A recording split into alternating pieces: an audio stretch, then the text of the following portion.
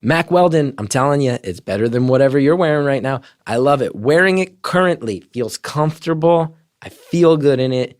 My wife tells me I look good in it, and I've mentioned that before. I hope it's not awkward, but it's hard. It's hard being a 35-year-old man and feeling like you look good in your underwear, but Mack Weldon makes it done. Smart design, premium fabrics, antimicrobial so they don't smell. They want you to be comfortable. You don't like that first pair? Keep it. They'll still refund you. Socks, underwear, shirts, they all look good, perform well. Go to MackWeldon.com, get 20% off using promo code BEAUTIFUL. This episode is brought to you by Squarespace, who have been very kind supporters of this podcast. Thank you guys for that. Whether you need a landing page, a beautiful gallery, a professional blog, or an online store, it is all included with your Squarespace website. Start your free trial today at squarespace.com and enter offer code CG to get 10% off your first purchase. That is CG, like Chris Gethard. That's the offer code. Get it done.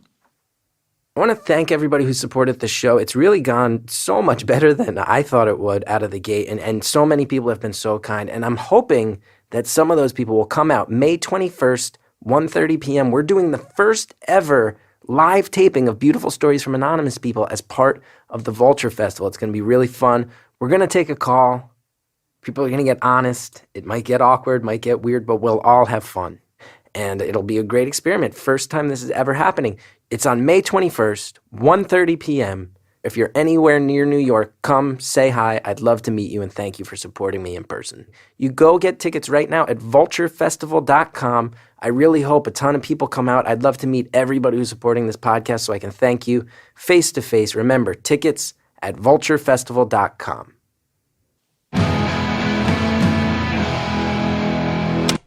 Hello, citizens of the universe.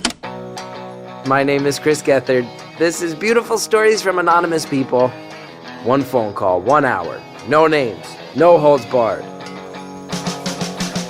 I'd rather go one-on-one. I think it'll be more fun, and I'll get to know you, and you'll get to know me. Very excited to put this call out into the world. I will tell you honestly, and I'm going to call some people out. These people might be sitting on the other side of the glass from me. When we did this phone call, the second it hung up, I was like, best call we've ever done, number one on the list, nailed it. That's why I set out to do this. And the universal reaction amongst the Earwolf East family, all the people hanging out, were like, it was sad. It was so sad. That was definitely not. How could that be your favorite one? And for my money, I'm saying the fact that I got that reaction was amazing to me, because this is a hard conversation. This is a guy who's going through some stuff, and he was, so open, so honest about it, and I cannot thank him enough for that. The voyeuristic qualities of this podcast will be put to the test as a good or bad thing, maybe more than any other. We're going to know if that's an okay thing to do for us to listen to another person's pain, because, man, is there a lot of pain in this phone call. But I think this guy handled it with such grace and charm, and I hope he got something out of sharing all this and saying it out loud. And if that doesn't tease you into wanting to listen to this, then you are a better person than I am. Beautiful Anonymous, let's go. Thank you for calling Beautiful Anonymous. A beeping noise will indicate when you are on the show with the host. Hello? Oh, hello. All right, what do you want to... Hi there. What are we talking about? Oh, man. I wasn't expecting to actually get answered. Hi, Chris. Hi. All right. Hi. What do I want to talk about? I want to talk about my relationship. Okay. I'm in I think a similar one as you had mentioned in your previous stand-up special, where you're with your best friend. Uh-huh. Now, I had said in my stand-up special that I was with my best friend, but realized that that wasn't necessarily romantic love. Right.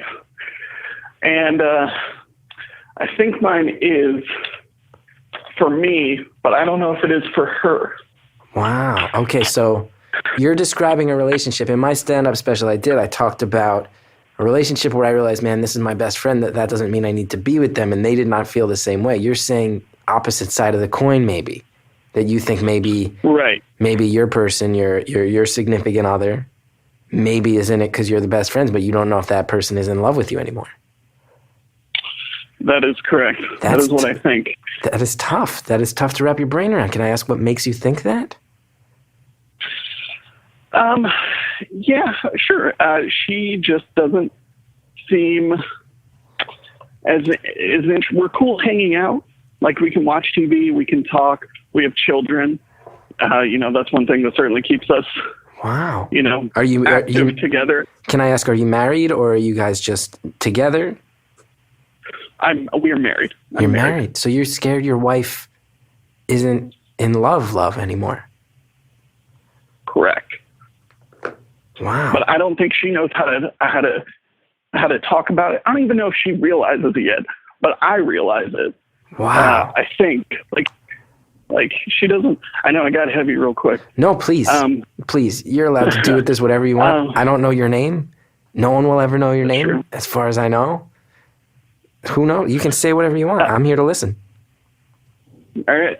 So yeah. So I don't know if she knows it yet, but there's just little affectation. Like, she doesn't kind of like kiss me anymore when I'm leaving or something. Like, we always used to be like, oh, bye, Yeah. And now not so much that. How long you guys been married?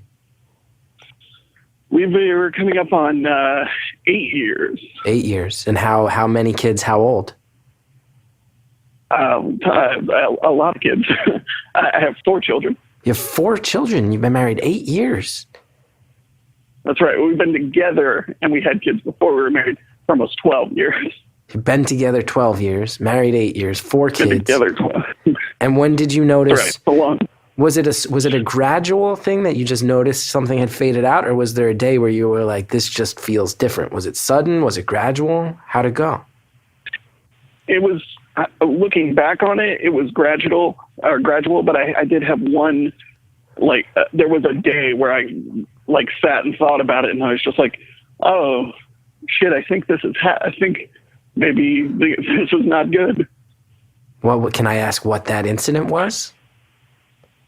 Yeah, it was just like one morning, we share a car, and she stays at home with the kids and I work, and she was dropping me off at work, and I went to give the goodbye kiss, and she kind of turned her head a little bit, so it was more like a cheek kiss, and I don't think she realized she even did it. Wow.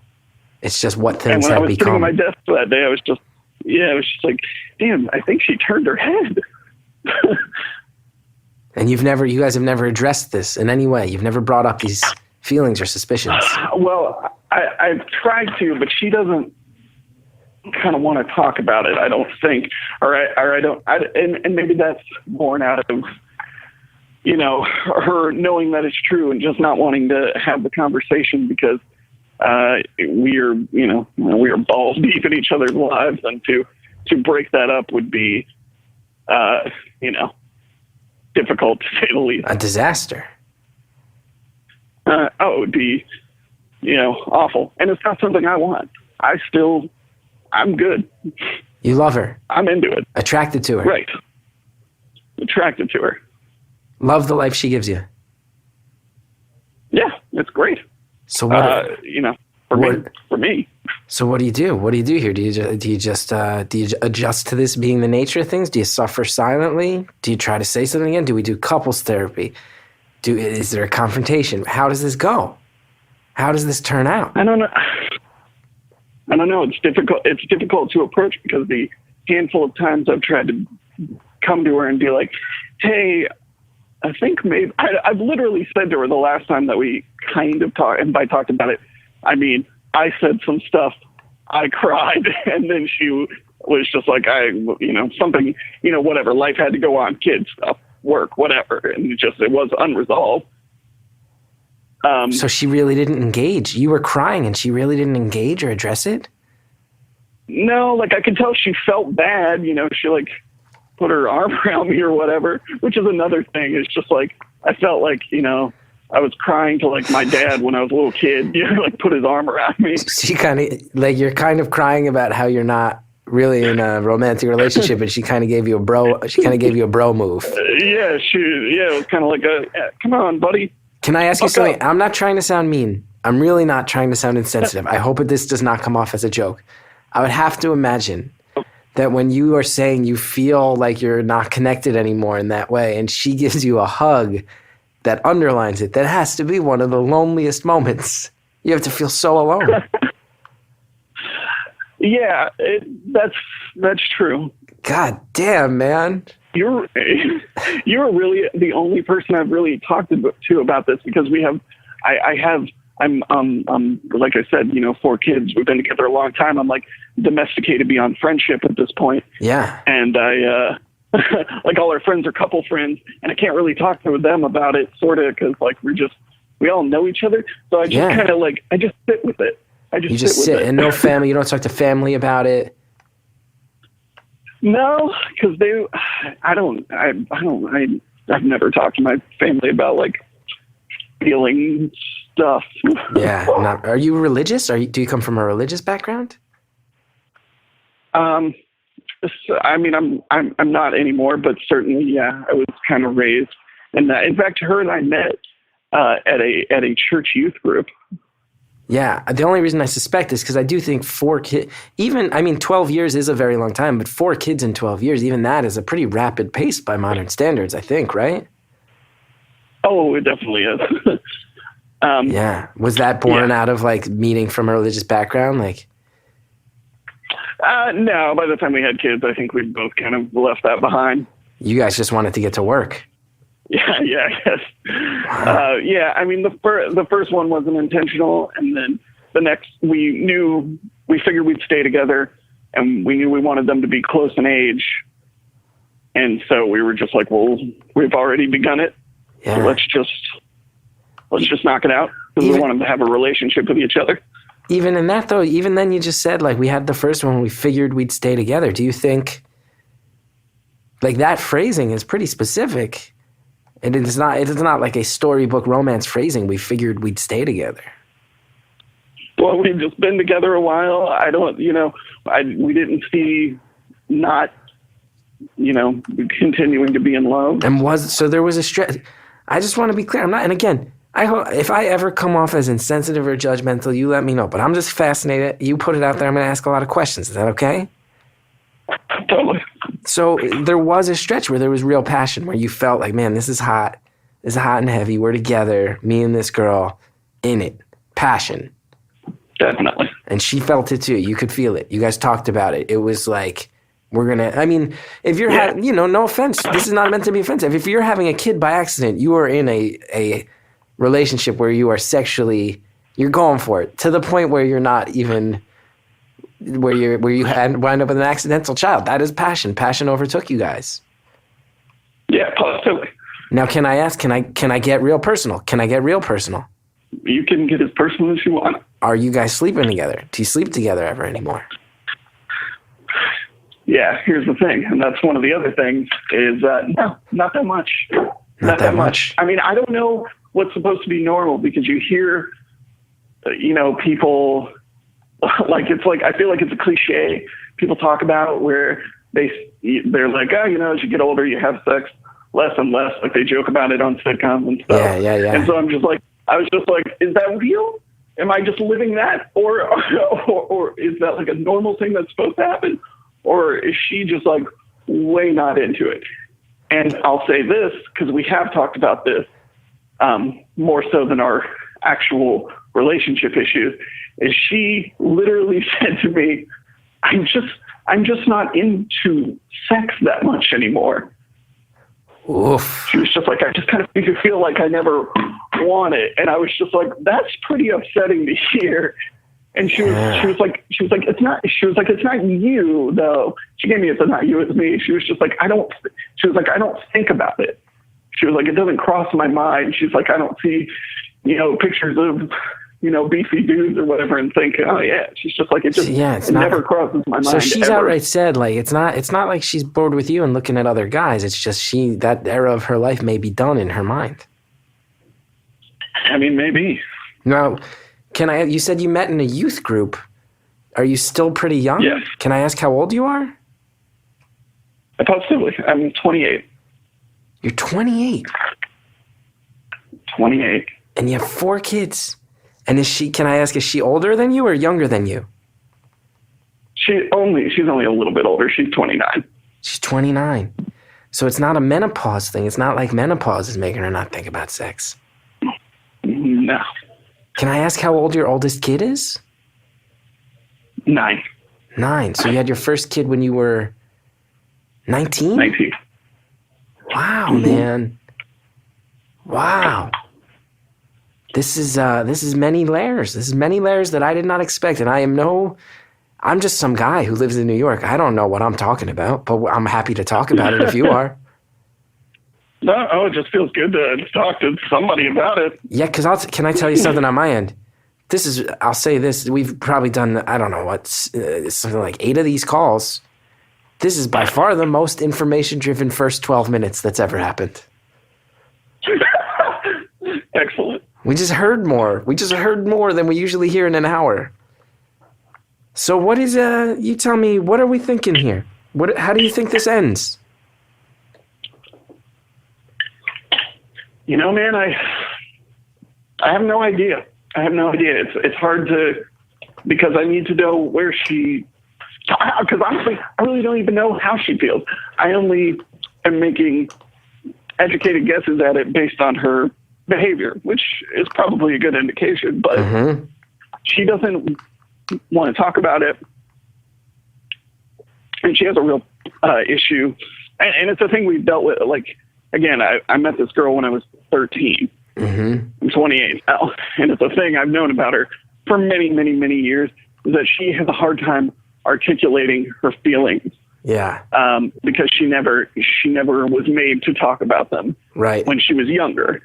Sure. Like her family, they have, she has kind of a lot of brothers and sisters. And she was the last one. And when it got down time for her parents to like be raising her, I get the sense that they were just kind of over it. Done with it. They were on autopilot. Yeah, like, so she was really just kind of left to her own devices. And so she never had to articulate, her feelings to anybody, really. So now she has a hard time doing it. Can I ask another very personal question? By all means. Okay, and again, have I crossed any lines? You let me know. You just say, Geth, that's out of line. Geth, too much. Are you guys the only person the other one has slept with? No. No. No. Okay. We were friends for a long time before we actually started dating. So you're young. Although she's got more on her belt than me. Okay, so she slept with a few people in her teenage years. She sowed her oats a little bit. You not as much. Me not as much, but that wasn't really my thing. Right, and then 19, you guys have that first kid and life gets really real and you say, we're going to do this. Let's do it. That's right. Now you're 19 years old. That's an age most people, they're heading to college. They're doing that. Did you guys do that thing? Did you still do that with the kids? Is that something you had planned on doing that you diverted from because of these life developments? I did not go to college. And honestly, I probably wouldn't have either way. Yeah. School was never my deal. Yeah, no, I envy that. I wish I didn't go. Going to college was the worst mistake I ever made. It's not about me. It's about you. Let's keep talking. Okay, so you didn't go to school, but you probably weren't going to anyway. Right. Yes, I was playing in a punk band. That's what I was doing. Hell yeah, and that's fucking rad. Yeah. All right. and she was my punk band girlfriend. She kind of went to school off and on. But now she's actually hammering away at it. She's almost done. She is. So that's where we sit with the school thing. So if you had to, you see, it's weird. Here's the thing. This sounds really hard, but you also sound like you're like handling it in a really pretty calm, thoughtful way. Yeah. I mean, that's how I handle everything. Yeah. I try and be real, cool. My parents were real fly off the handlers, real screamers and stuff. So I try not to do that. I try and like really think shit out. And like I said, I haven't really talked to anybody about it. So I've just been pondering it by myself for months. Yeah. So I guess the big question for me is, are you okay? Like, if this is how it is, are you okay with it? That's a good question. As a 28-year-old man, are you okay if things have kind of like been taken to a conclusion and this is what it is? And this is how you live for, however long. You find your joy in other places.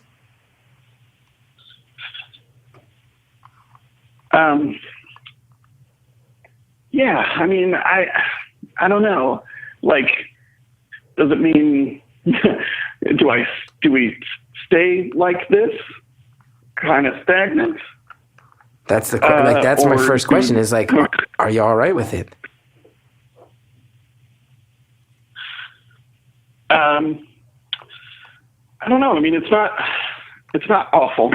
I'll say that because as much as we're not being super romantic with each other, or romantic at all for that matter, we are getting along. Yeah. We're not fighting. We have a life together that, for all intents and purpose, works. Yeah.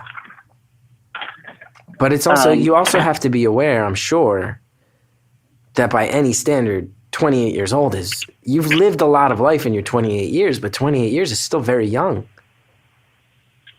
Right. So 28, 29, the two of you, you're young. You're still young people. That's right. So yeah, there's still plenty of time to get while the getting's good. Yeah. I guess. Do you think is there? But like I said, I'm still in love. It's tough for me to walk away from it.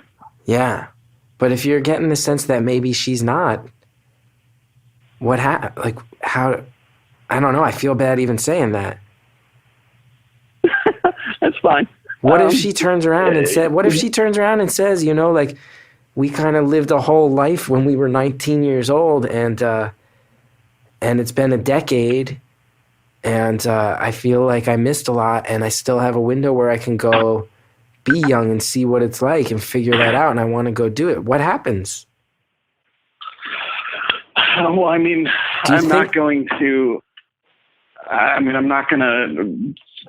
stop her because obviously that would be that'd be pretty devastating for me. Yeah. Have you ever wondered if that's coming? Like, do you ever get the sense that a conversation like that is coming down the line at some point?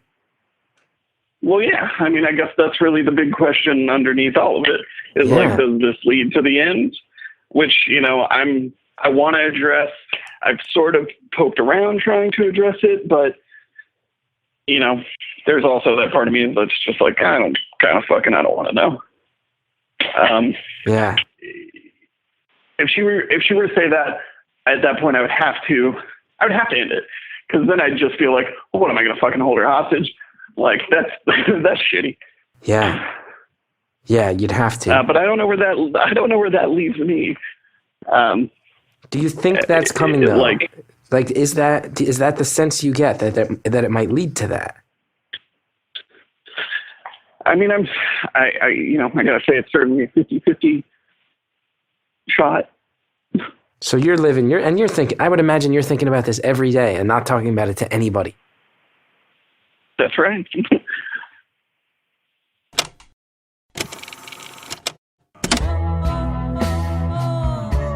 Where is this one going? I don't know. Do you know? Probably not. That would be impossible. Stick around. We'll all find out together.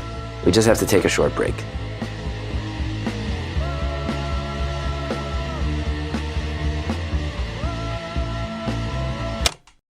You know how good it feels when you get things done just right in the blink of an eye at your own desk with your mouse? It cannot get more convenient than that. And now you can even get mailing and shipping done that way without leaving your desk, thanks to Stamps.com. Stamps.com turns your PC or Mac into your own personal post office that never closes. Talk about convenient.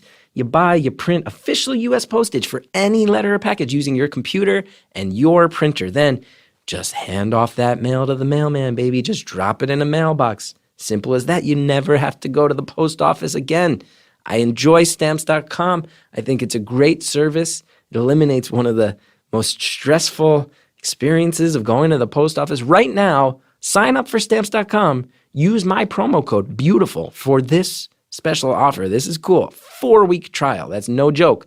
Plus a $110 bonus offer, including postage and a digital scale. Go to Stamps.com. Before you do anything else, click on the microphone at the top of the homepage and type in BEAUTIFUL. That's Stamps.com. Enter BEAUTIFUL. Today's episode of Beautiful Anonymous is brought to you by FrameBridge. I will tell you what, I moved a few months back and we got all this stuff, frame posters, art. We went to this store. It was super expensive. It took them weeks. They didn't get it all done at the same time. Multiple trips back and forth. FrameBridge solves all those problems. It's a simple way to custom frame the story of your best experiences, vacations, wedding days. You just upload photos online, or you can just mail them stuff. Art, maps, album covers, notes, things you want to preserve, things you want to keep in your life. They're experts. Frame it. They send it back to you in days, ready to hang. Couldn't be easier. Pricing starts at $39, a fraction of what I paid, and all their shipping is free. You even get a custom frame as a gift. They'll ship it straight to your friends, your family, within a few days. So whatever you need, Father's Day, graduations, weddings this summer, get it done.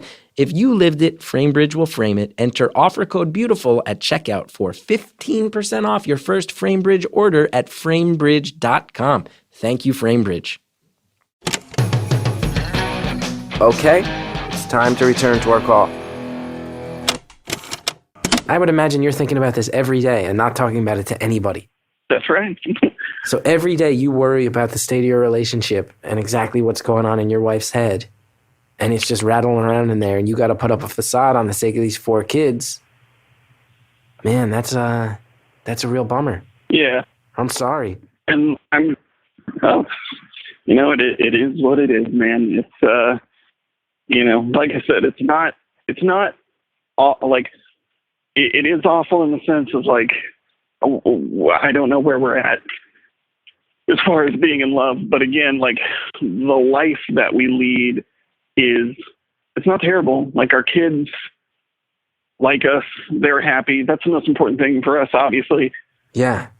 And, we're homeowners and we, do PTA bullshit and we're just fully domesticated human beings and it works and it's good and we hang out at night.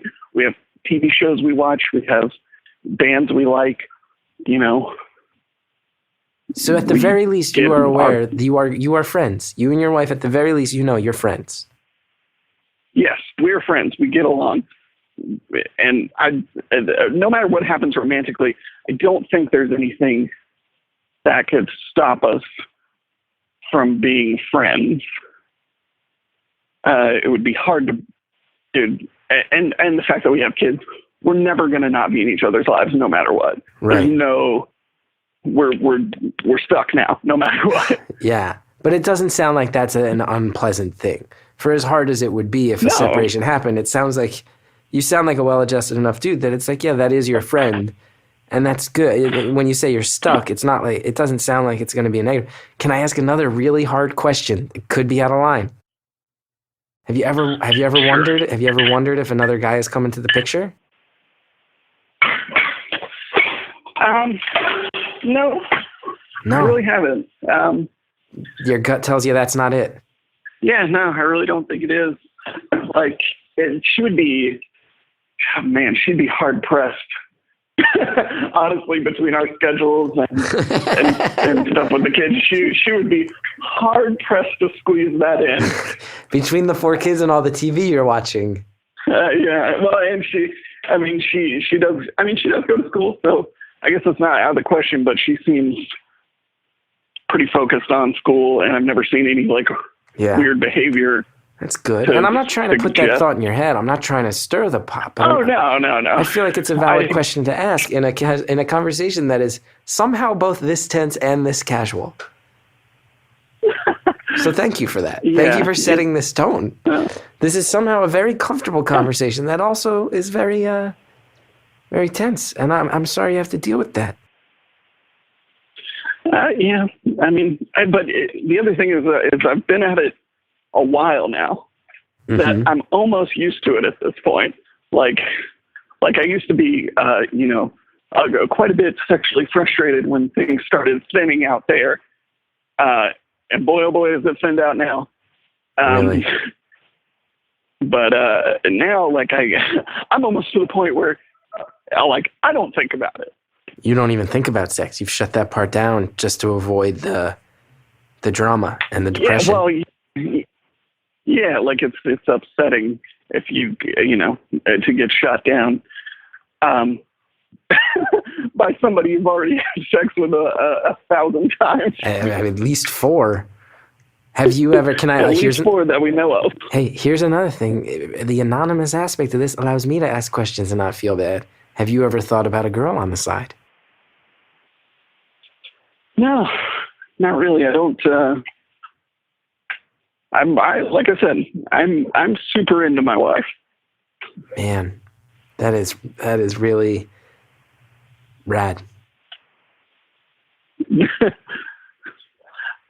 Yeah, I think so. Yeah, she's. It's funny. I'll say a romantic thing that is when I met her at youth group in the 8th grade. My mom told me this recently. I don't even remember this, but I came home and I told my mom when I was in the 8th grade, I was like, I met this girl tonight, and I'm pretty sure that this is going to be the one. I don't even remember saying that to my mom. 8th grade. My mom instantly did not like her also. Really? Why doesn't your mom like her? I don't know. She just decided. She just decided she didn't want to like her. That's one reason we didn't date in high school, really. We kind of didn't get together until the end. Is because my mom just decided she didn't like her. And I'm kind of like, I don't know, I guess I was mama's boy. And so it's just like, well, can I date somebody that my mom doesn't like? It can be real fucking tough when I'm living in her house. And so, I just, and then one day I just kind of I was just like, well, I'm just going to get them together because she doesn't even know her. There's no reason she won't like her. I think she will like her. And I just kind of forced them to hang out. And it worked. Yeah, because my mom was I think my mom would have not liked anybody. Right. Your mom's maybe a little overprotective. Yeah, I think my mom just had classic mom syndrome where she was like, who will be good enough for my son? No one. Yeah. Well, let's think, because we're about halfway through this. You can hang up anytime you want if you feel satisfied. I'm not allowed to hang up for another 32 minutes and 25 seconds. I'm happy to squeeze as much more out of this as I can. Hang up if you ever feel like it. Let's keep talking in the meantime, though. We got about 30 minutes left. Sounds good. How can I help? What can I do? What can I do in 32 minutes for a person I want to help? You sound like the sweetest guy.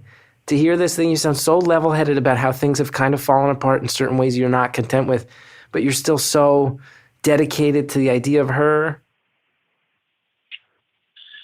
Yeah, I mean, that's basically what it is. I don't know if there's any way you can help necessarily. It certainly helped to finally just have another human being. And what's great is you don't know who I am. You don't know anything about this, so I could just spill it out to somebody that's not attached in any way, which is great. Yeah, I'll tell you this. I'm going to think about this forever. I'm going to think about this phone call and hope things ended okay, one way or the other, in a way where you wind up happy forever.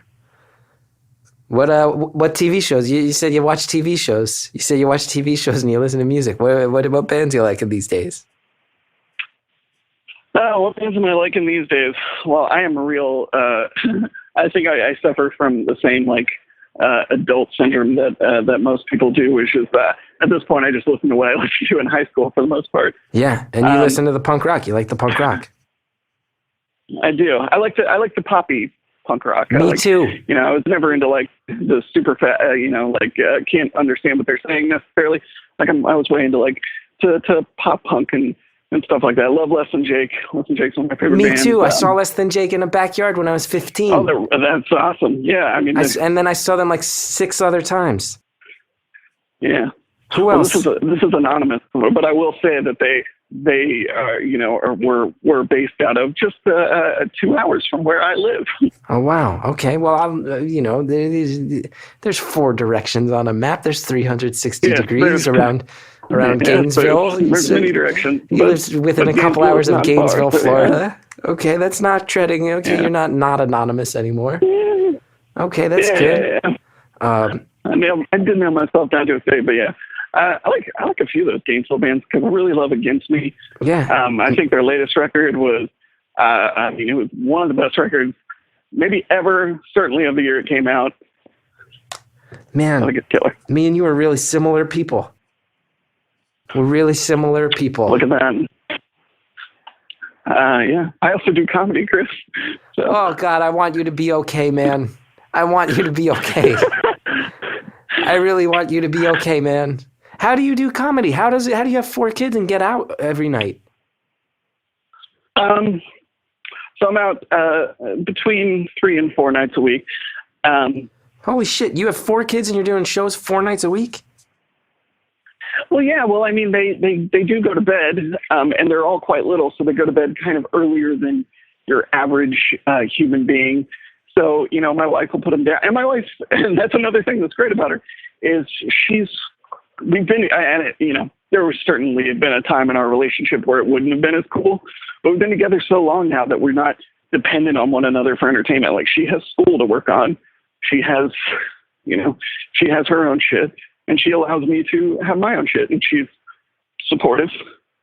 Like, if I only go out once in a week, like, she will say to me towards the end of it, she'll be like, so you're just doing the once this week? And I was like, I don't know. I'm feeling tired. She pushes you on your art. She wants you to be an artist. She wants you to be an artist and she supports it. Right. She's like, well, you're not even trying. Oh, man. So she really is still a very supportive soul. Yeah, she's great, except for this one thing, but this one thing is obviously a very important thing. Yeah, this one thing is the foundation of a romantic relationship. The only thing, right. Yeah, your wife is perfect outside of the one thing, which is that you're a husband and wife, and that's not really. There's certain aspects of that aren't really happening. Right. Does she ever see you perform? She come and watch you do the comedy? Oh yeah. Yeah, she's come a few times. She thinks it's very weird. Like, she enjoys it. She thinks I'm funny. And she was she really pushed me to start doing it because I said I wanted to do it for a long time. When I wasn't in a band anymore, I really wanted to find some way to be on a stage. A lot of band guys, a lot of punk guys, they want to be comedians. And a lot of comedians, they want to be punk rockers. Yeah. It's a well-known thing. So, yeah. So she kind of pushed me into giving it a shot. But yeah, she's come out a few times. She does find it strange because she's my best friend. So naturally I pitch all my jokes to her. So by the time she hears them when I'm on stage, she was just like, it's weird because she was like, I think you're funny, but it's weird because I know you premeditated these. Yeah. What would happen if you just said to your wife, I need to get laid? What would happen if you just said, I need to fucking do it. Come on. I'm 28 years old.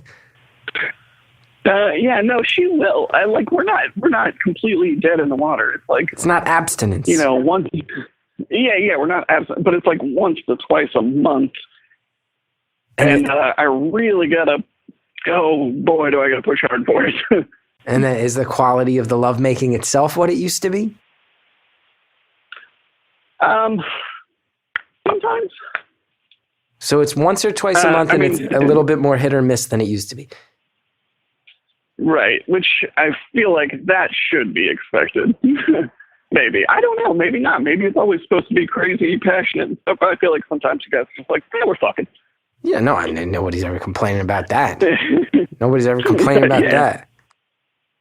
Yeah, I mean, it's not like it's not working. She seems to be getting hers, and I'm a guy, so there's no way I'm not going to get mine in a matter of seconds. So really, you've never. No, I left. I go see. I've never. Never mind. I was about to make this about me. it's fine. Hey, look, Chris, we can talk about you. I've never not had orgasm during sex. Really? See, sometimes I get real nervous. And I overthink things, and it takes forever. Really? Not now, though, right? You're married, aren't you? I don't want to. I don't want to air my. Actually, no. I would say this is it's the best relationship I've ever been in sexually is my wife with my wife, which is a great thing. But yeah, no. There's times where I think a little to her. You know what it is? There's times where I'm like, man, this is taking too long, and I just think about the physical experience for her. And I'm like, I don't know if I'd want to be doing her end of this for this long. I don't know if I'd want to still be putting up with this. Basically, if I can get her to finish before I do, that period between when she finishes and when I do, I just assume she wants it to be done sooner rather than later. And then I get nervous about that, and then it just takes even longer. Too much? No. That's good. It's not, not something I've experieed. Although I do find that recently, since it has slowed down quite a bit, that I'm still finishing, but I am getting a little nervous at certain points because I'm just like, oh shit, it's finally happening. Could this be the one that flips the switch back on and we're on like some sort of normal routine again? I don't know. Oh wow! So you do harbor a fantasy that you could make love to her with such virility, such force, such passion, that it would be like taking a flaming arrow and shooting it from a bow into fuel that explodes and accelerates, and everything will be back to what it was. You do harbor that fantasy. That is what I hope for. That's pressure, man. Again, this is all based on conjecture from her. She could be dealing with something that she just doesn't want to talk to me about. She could be fucking nervous about school. I mean, it has gotten super intense lately as she's coming to a close. And that's just rocking her whole fucking world. But it is, Have you ever thought about couples therapy? Have you ever thought about the couples therapy? Yeah, I have brought it up, and she's brought it up too. It's really just a matter, I guess, of just sitting down and trying to find, a person within our price range. And obviously, we don't have a shit ton of money. I'm the only person working, and we do have a bunch of kids. Yeah. I wonder it's so fascinating. You sound like you're really well adjusted about all this, and you seem like such a genuinely good guy. It doesn't sound like she's a bad person either. I wonder what she says about it. I don't know. I feel like she needs a friend also. Because again, I feel like, if she was going to talk to it about somebody, besides me, which is what I'd hope for at some point. We'll sit down and we'll have a conversation together. She needs like a buddy, and she really just doesn't have one. So do you get the sense that there's like a world of thought going on in her head that's remaining unexpressed? I mean, I gotta feel like there has to be, but maybe that's just me projecting onto her. Yeah, because that's how I am. I mean, this could all be like she's nervous about finishing school, and things can be high stress with 4 kids, and that could be culminating into this weird, non-sexual thing that she's built up in her head. I don't know. I can't imagine she's just sitting around like not ever thinking about the fact that we're not as close in that way as we used to be. Yeah. Man. I don't know. What's it like having 4 kids? What was that? What was that? What was that noise? that was me laughing at that silence. Yeah, we got to an awkward silence, and then I asked about your kids to try to break it up. Having 4 kids, is great. I love it's a cliche to say because everybody says it, like, oh, once you have kids, like, because there's a lot of people that say, they don't want to have kids and stuff, and then the people that have kids will combat that with being like, but once it's your own, I'm telling you, it is the best thing ever. Even if my face doesn't always read that way. But it's a cliche because it's true. It is the best thing ever. You get to mold a human being and send it out into the world. And, it's pretty awesome. Like, you can try and, because you look at yourself, you build off yourself. You're like, here's all these things I feel like are inadequate about me. Let me try and help this person be who they're going to be. And also try and make sure that they avoid these things that I didn't. That's beautiful. And it's a cool thing. Be honest, though. Are any of the kids, like, sometimes, because I don't have kids, sometimes you're in public with a kid and you're like, man, this kid's a dickhead. Do you ever see your kid act like a dickhead? Do you ever have to just, like, grin and bear it while your kid's acting like a shitty person? Oh, yeah, positively. I mean, that's part of parenting, too. But all of that can lead you to a place of learning for the kid, where you'd be like, hey, that way that you just acted? Well, that was super shit. I'm super blunt with my kids too. I don't not curse in front of them. I don't want them to feel weird about cursing because I don't think there's anything wrong with it. Right, right.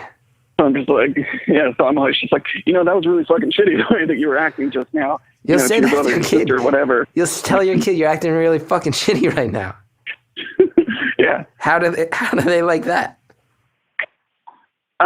What it's funny is, because I have cursed in front of them their whole lives, like, they have friends who I can hear, I've overheard them cursing and snickering about it and laughing because it's so taboo to them, and my kids aren't affected by it. And I've also never heard one of my children curse. Oh, wow.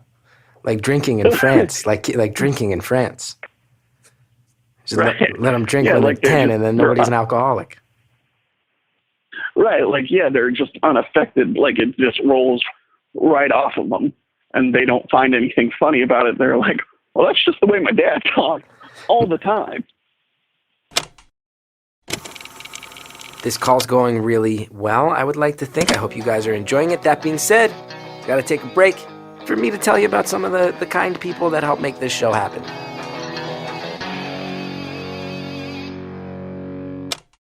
This episode is sponsored by Squarespace. Whether you need a landing page, a beautiful gallery, a professional blog, or an online store, it is all included with your Squarespace website. And I am telling you, it is so easy to use.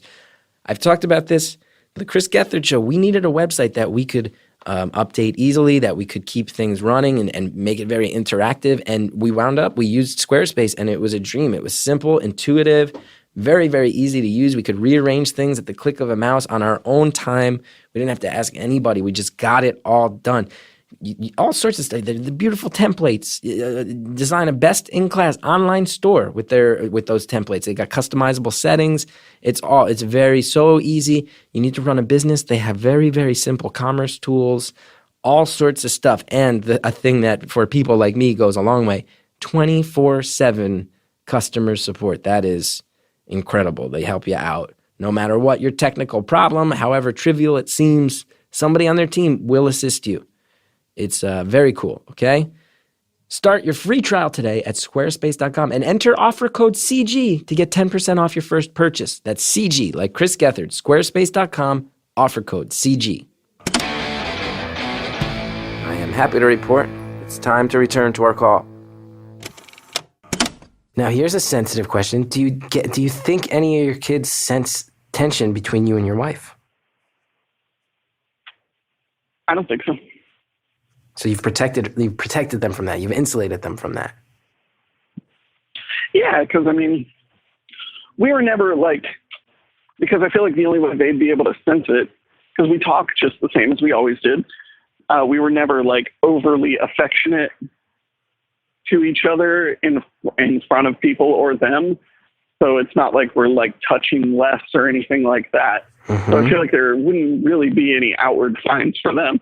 Unless my friend came to me and he was just like, it's been a while since I've heard that bedpost rammed against the wall there.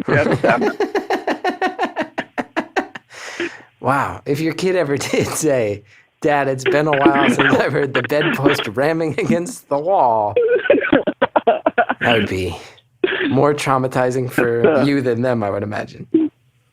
I feel like I'd give him a high five if he ever said that to me, especially around the age he's at now. Is your oldest a boy? It's hilarious that you even noticed that he's 9.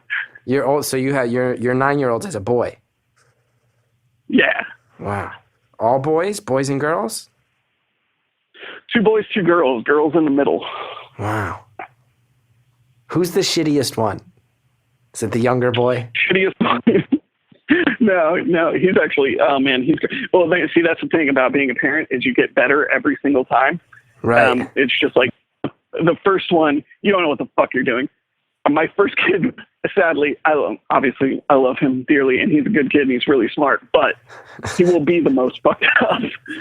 Really? Because we didn't know what we were doing. And then with the second one, you learn some shit and you refine. And with the third one, you've refined, and now you're getting good. And by the time we hit the fourth one, dude, I am so fucking good at being a baby parent. I can do that shit with my eyes closed. It's amazing. Really? How old's the baby? Getting to not be such a baby anymore. He's 2. So he's walking, he's talking. He's walking, he's talking. Wow. But when it comes to like making sure they don't fall and crack their heads open and changing diapers and all that stuff, you're good. Oh yeah, my dad reflexes are, I feel like they're unparalleled. You're coming strong. You got strong dad reflex game. You're coming strong at that game.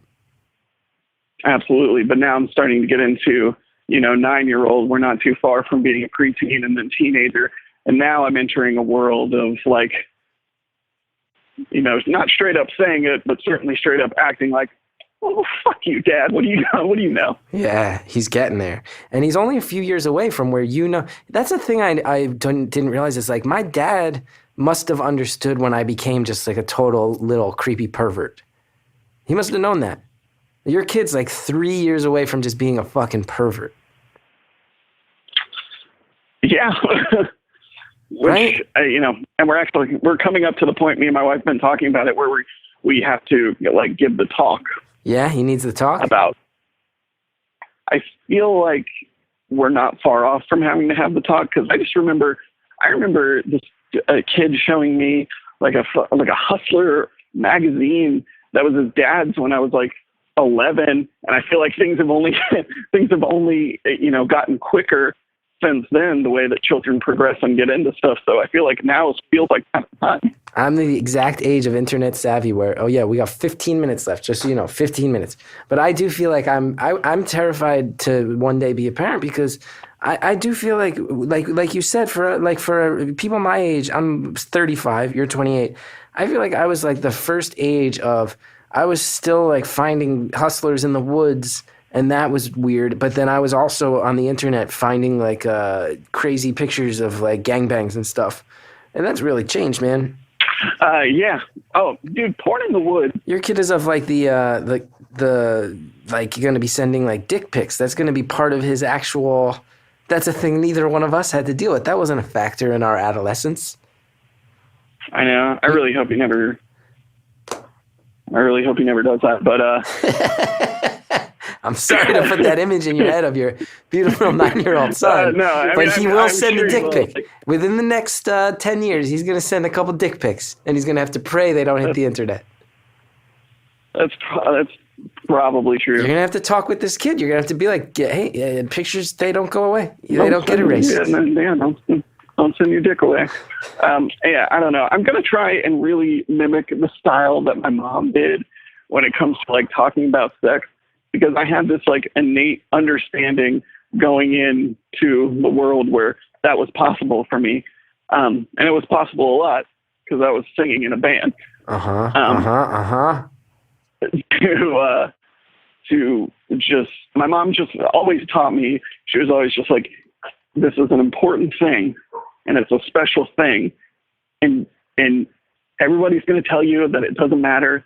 And she's like, and maybe that's true. But she's like, to me, it matters. And I think it should matter to you. And you should be careful who you give it to. Wow. And you were? I was. I had sex with 2 people. One of them I'm married to. Yeah. And now, so your mom said it was special and it matters and it did to you, and now it's reached some. It feels like it's concluded, and that's a bummer. It is a bummer. Can I ask you something? Because I'm sure you've thought about this, and again, the rules of anonymity have allowed you and I to speak freely, and I thank you for that. Let's go back to when you're 19. If that first kid doesn't surprise you, what's your life like, you think? Have you thought about this? Wait, I'm sorry. My phone cut out there. I missed the question. I was asking, like, have you ever thought about, like, if you go back to when you're 19 years old, if your kid doesn't surprise you, what's your life turn out like? Have you ever thought about that alternate reality? Yeah, positively. Yeah, I don't know. You think you still would have gotten married? Maybe. I'd like to think so. I don't know. It's a weird thing, you know. Honestly, when I find myself thinking about it, like I just get to the point where I'm just like, well, that's just not where I'm at. Yeah. And this is where it's at. Yeah. No point daydreaming. Yeah, like it's just, you know, it's weird. Like it's almost to the point now where it's been my reality so long that I can't even imagine what it would be like. I don't remember what it was like to be. Did I just hear your kids in the background? You did. They just pulled up in a van. With their mom? Yes, with their mom. Wow. Well, if you got to hang up the phone, feel free to hang up the phone. We got 10 and a half minutes left. Yeah, I was gonna say we've only got 10 minutes left. I feel like we should wrap this up. Well, you tell me, because you know I'd love to keep talking, but and you know the last thing I would want is to cause trouble. But what I would hate, because I have to hang up when it hits an hour. And what I would hate, right, if all of a sudden this issue was to hit the fan in the last 10 minutes, and then I heard the beginning of that confrontation, and then I have this nightmare scenario unfolding in my head where it goes down. Yeah. Well, I'd shoot you a tweet.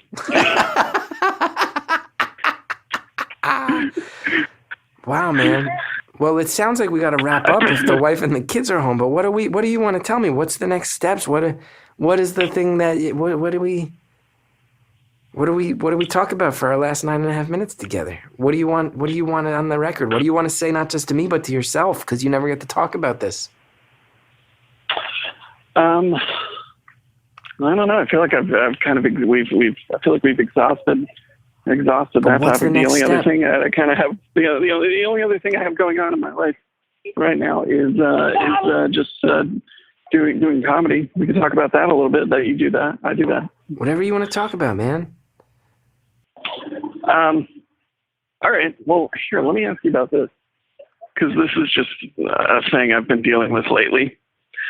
It seems so light in comparison to everything else. I'm dealing with trying to get onto cool shows. Yeah, instead of just like bringer shows and open mics and stuff.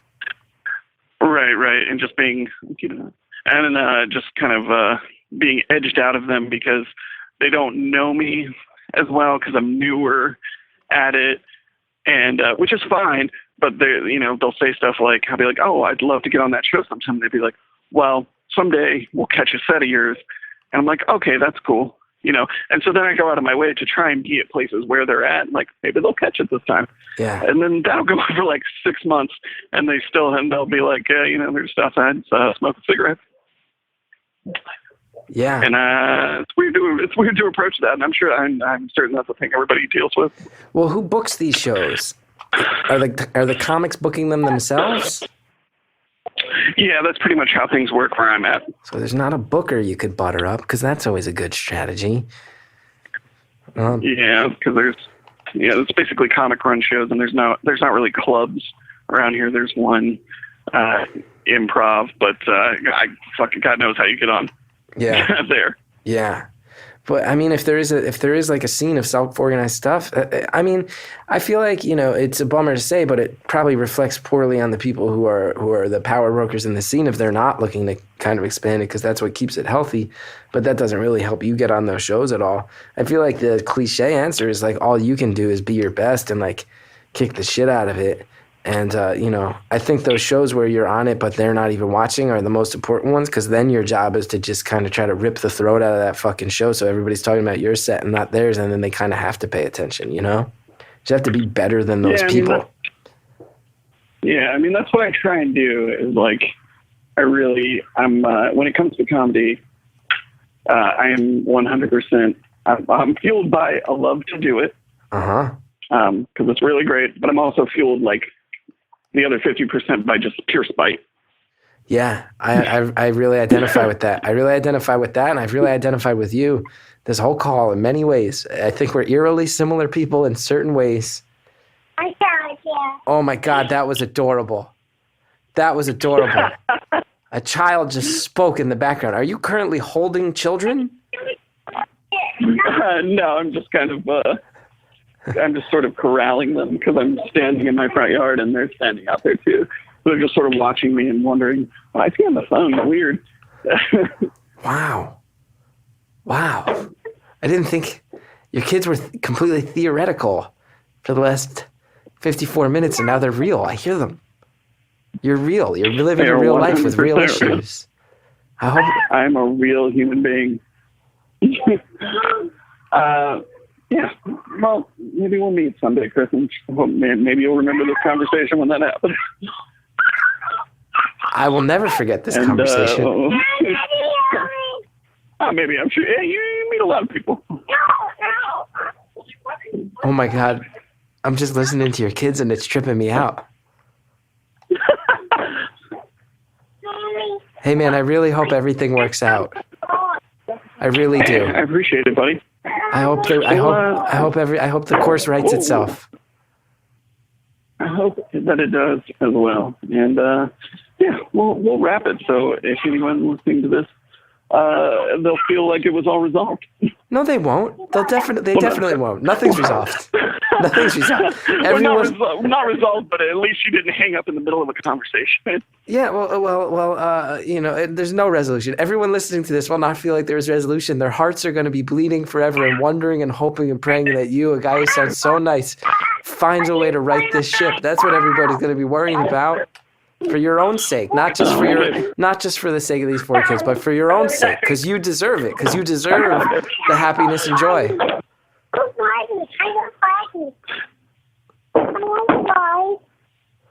we get cut off? No, I'm right here. Oh, you didn't hear any of that shit I just said? I just yelled a whole bunch of inspiring shit. That. Yeah. Yes, and it was all great, but then there was a noise right after it, and I was like, Did he just drop the phone mic? No, I mean, when it hits 60 minutes, the phone will hang up, whatever is being talked about. You're allowed to hang up. I'm not allowed to hang up. If you need to go deal with your kids, you can go deal with them, man. Oh, no, we're good. Her mom's here. She's busy not fucking me, Chris. She can watch kids. So, that was dark.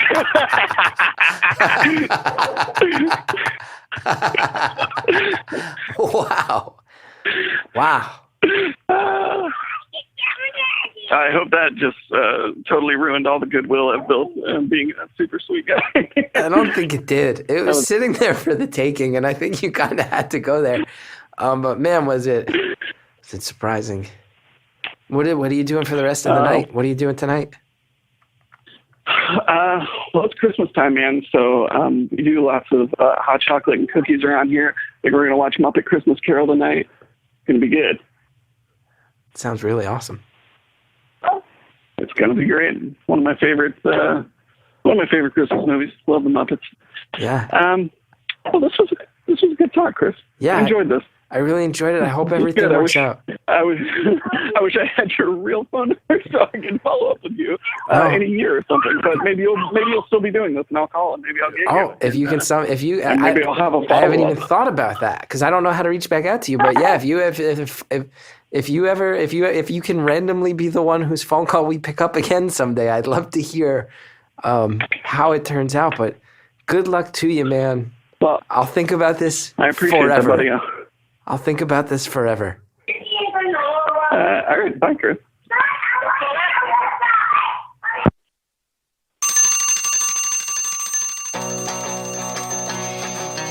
Wow. That's a phone call. I don't know what I can say about that, but I can definitely say that that's a phone call. First of all, I really hope that guy's happy. I hope he's okay. He seems like such a sweet guy, and he seems like he's very aware of his own situation and understanding of his own situation. And man, is that not love in its own way, no matter what the nature of that love is. That being said, guys, the kids came home. The kids came home. And every one of us who listened to that now has to decide how guilty we feel about that being entertainment in the modern world. But again, thank you, that guy, for sharing. I can't believe you put that out there, and I hope you're okay. I really, really just will hope forever that you're okay, wherever things land. That being said, thank you to the other guilty parties who helped make this, Greta Cohn and the Reverend John Delore. The full name coming into play, and title. I'm showing respect. If you like this podcast, go ahead, subscribe on iTunes, rate it, review it. That stuff really helps so much. And hey, while you're over on iTunes, why don't you go ahead and buy some music from Shellshag? They're the guys who wrote our theme song, and it's really a good thing. ChrisGethard.com if you want to know where and when I'm touring. We're putting out the Chris Gethard Show. So happy about it. If you want info on that, thechrisgethardshow.com. Beautiful, Anonymous. We'll be back with more. I hope you call in someday. Have a good one.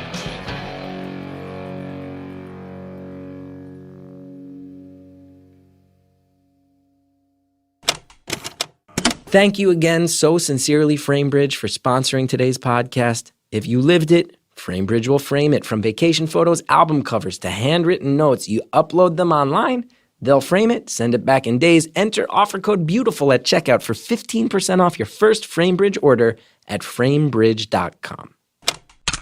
Beautiful Anonymous, it's not a one-time deal. There's more of them. Here's something you might hear next time on Beautiful Anonymous. Yeah, I feel like I'm at a point where a lot of people are at where you don't know which route to take, but there's so many routes to take that you just don't take a route, and then you end up in the same spot that you were the whole time. And I'm just trying to figure out which one that is to pick for, and it's just so hard to make that initial decision. It's very crippling. Next time on Beautiful Anonymous.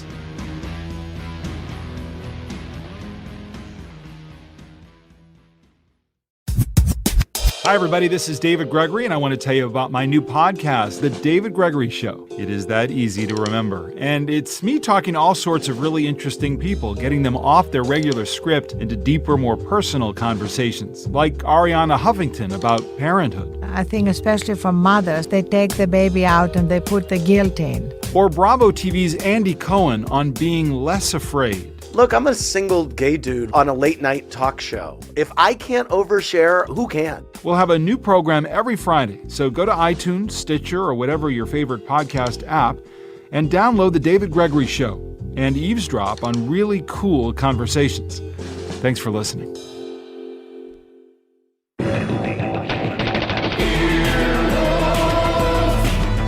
This has been an Earwolf production, executive produced by Scott Aukerman, Adam Sachs, and Chris Bannon. For more information and content, visit earwolf.com.